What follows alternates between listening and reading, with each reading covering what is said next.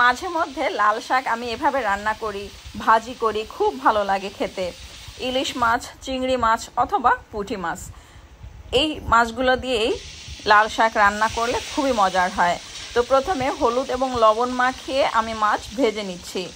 মাছ ভাজা হয়ে গেলে আমি তুলে নিয়ে এই কড়াইতেই পেঁয়াজ কুচি এবং কাঁচামরিচ ফালি দিয়ে হালকা ভেজে নিয়ে পানি দিয়ে এখন একে একে মশলা দিয়ে দিচ্ছি। হাফ চামচ রসুন বাটা, লবণ পরিমাণ মতো দিয়েছি, হলুদ গুঁড়া হাফ চামচ, ধনে গুঁড়া হাফ চামচ, মরিচের গুঁড়া দিয়েছি হাফ চামচ। এখন একটু পানি দিয়ে মশলাটাকে খুব ভালো করে কষিয়ে নেব।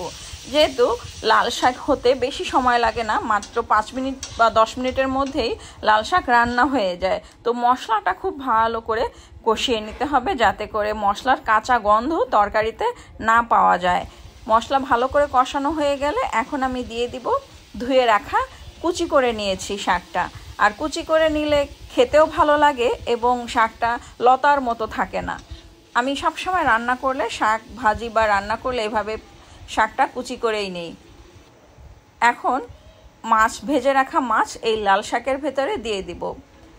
মাঝে মধ্যে এভাবেই রান্না করি লাল শাকটা, খুব ভালো লাগে খেতে এবং অল্প ঝোল থাকবে, মানে মাখা মাখা ঝোল থাকবে। ভাজি করলে তো ঝোল একদমই থাকে না, কিন্তু মাছ দিয়ে যখন রান্না করব তখন সামান্য একটু ঝোল থাকবে আর এটাই খেতে খুবই মজার হয়। তো এই যে হয়ে গেল লাল শাক দিয়ে মজাদার পুঁটি মাছের রেসিপি।